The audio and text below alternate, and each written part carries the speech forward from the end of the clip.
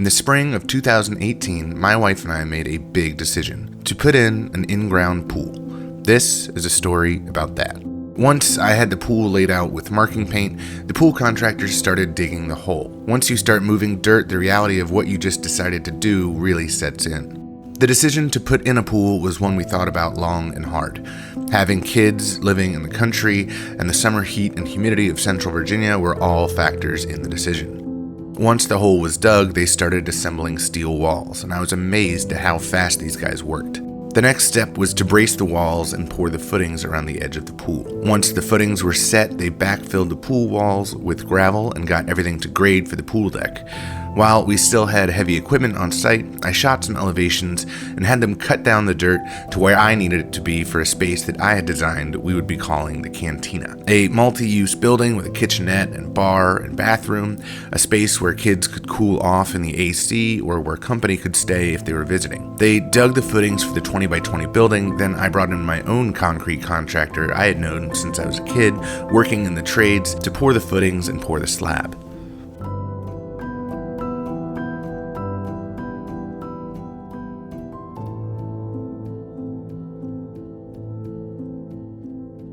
With the pool deck concrete dry, they installed the pool filter returns and plumbing for the salt system we would be using to maintain the water, and they trialed a masonry product on the pool floor. I believe it was vermiculite concrete.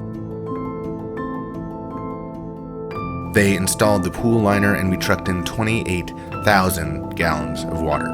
It took 7 water truckloads to fill this pool. That's a lot of water. A lot of people have mixed opinions of pools. They argue that pools are a lot of work to maintain. Well, having had one full pool season thus far, I can honestly say this is one of the best decisions my wife and I have ever made.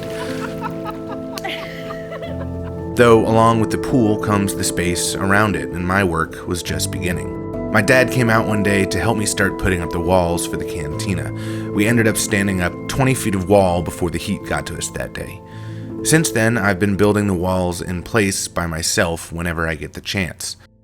We still need to build a fence around the pool, and walking out of my shop, you can see the current status of our pool this December.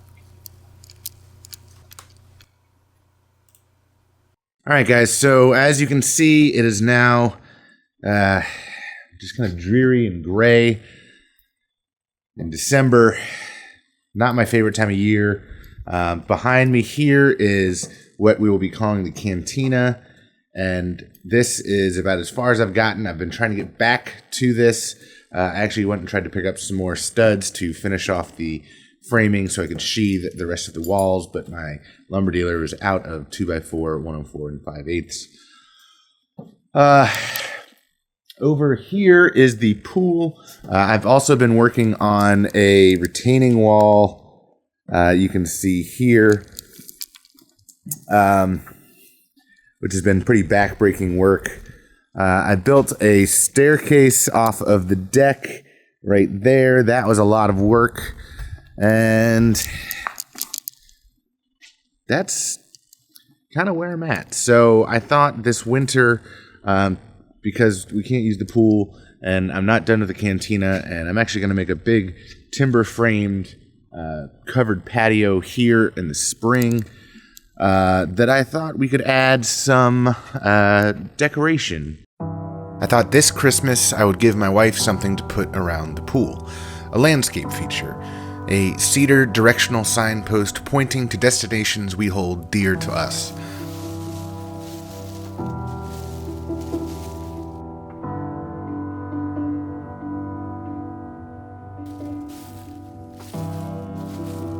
Walking through our woods, I found an eastern red cedar that would fit the bill, though not until cutting the base did I realize the top was caught up in some branches, and what should have been an easy felling turned a little ridiculous.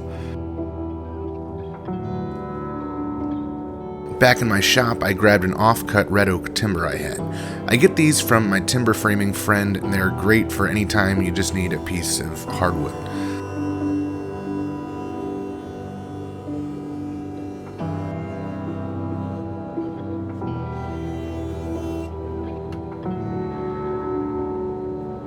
I jointed one face and one edge, then headed to the bandsaw.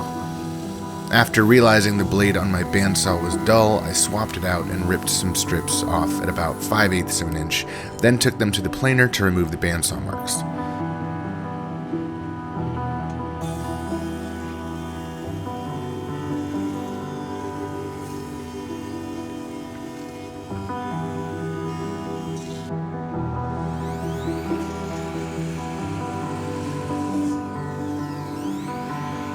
At the miter saw, I cut the pieces down to 14 inches, then headed to the computer to start laying out some signs in Inventables software Easel, which is really easy to lay out simple text for signs like these. I'm using an Amana 45-degree V-groove bit from Tools Today.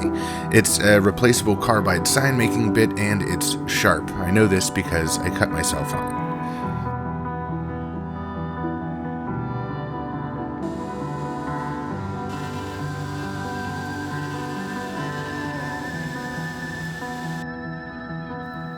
Using my X-Carve from Inventables, each sign took around 8 minutes to cut.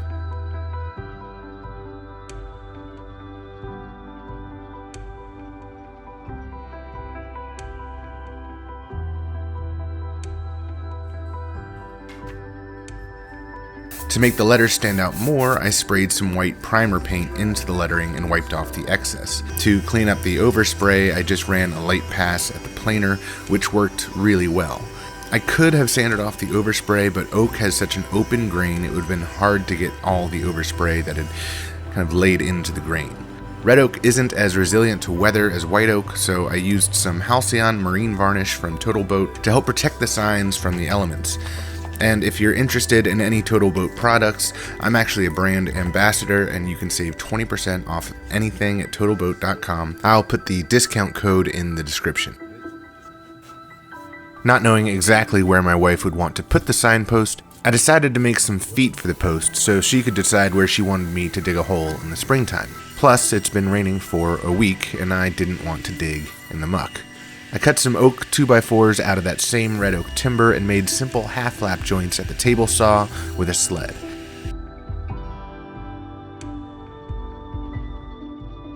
I cleaned them up with a chisel, tested the fit, and simply glued them together. With the glue dry, I made a large hole to countersink the head of a lag bolt, then pre-drilled through the feet as well as into the log to accept a long lag bolt. I drove the lag, securing the feet to the log instead of the post. Knowing which direction I was facing, I attached each sign pointing roughly to the direction of each destination and called this one done. A little something to remind us of how much fun the pool season is and something to look forward to. I'll be working on the cantina this weekend actually, in hopes I can finish it by the summer. This project was quick and easy and should make Jess smile in the dreary gray days of winter. As always, guys, if you're a subscriber, I appreciate it. If you're not yet a subscriber, I encourage you to consider becoming one. And as always, thanks for watching.